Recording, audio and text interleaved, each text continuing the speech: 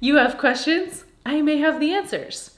Today we're going to go through a quick fitness Q&A. These are the top 5 questions that have been asked on the channel in the last month. The first question is, how do I reduce belly fat? Looking at a certain area in the body, it's not possible to spot reduce or pick out that specific area and take fat away from it. That being said, a reduction in overall fat can help you reduce that belly fat.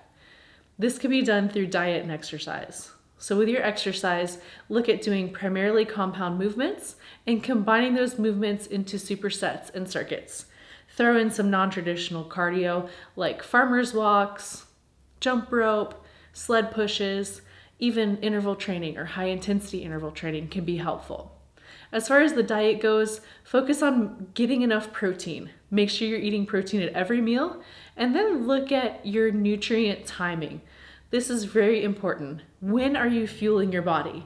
If you're eating a ton of carbs at night, right before you go to bed, you're fueling yourself for sleep, which can contribute to gaining fat or fat storage. So try to fuel your body at times when you're most active and keep your stress to a minimum, and that can help you reduce your overall fat. The next question is, what time of day should I work out? Well, it depends. It depends on your schedule because a lot of us can't choose what time of day we can work out. So whenever you can get that training session in, get it in. That being said, there are benefits and drawbacks to working out in the morning and working out in the afternoon. If you're looking at cardio exercise, research has shown that you burn a little bit more fat if you do it fasted. If you're just training for cardio endurance, try to hit the gym in the morning. If you're looking to gain muscle or working on your body composition, training later in the day can be very beneficial.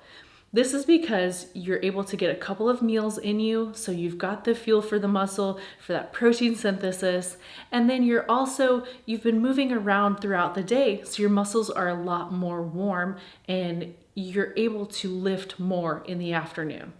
So just depends on what your goals are. If you want to do cardio, if you're looking to get a little bit leaner, maybe training fasted in the morning will work. If you're looking to gain muscle, train in the afternoon.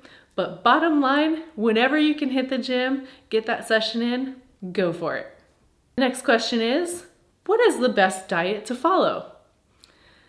I think the best diet to follow is something that is balanced and not a fad diet. There are many eating styles out there, and this can cause you to cut off certain food groups entirely.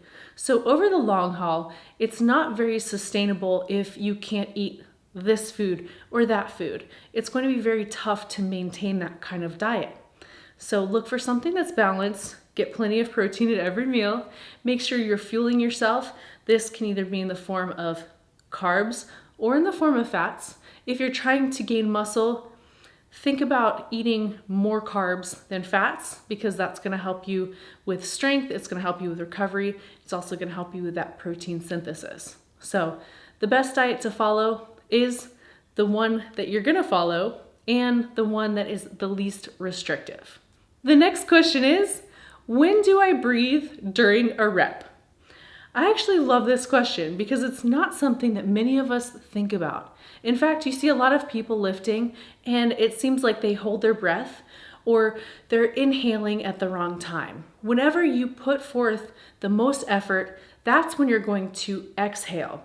So for example, when you're squatting, you're going to inhale on the way down, and then as you're driving on the way up and exerting maximum effort, you're going to breathe out.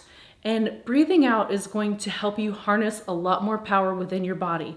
So you could actually sit here and try it for yourself. So try to breathe in and kind of jump up. It's really hard to do.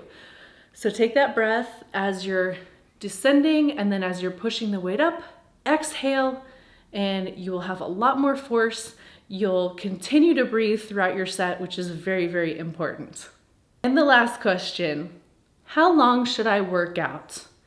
There's a bit of research behind this actually, and research has shown that your workouts are best kept to about an hour or less.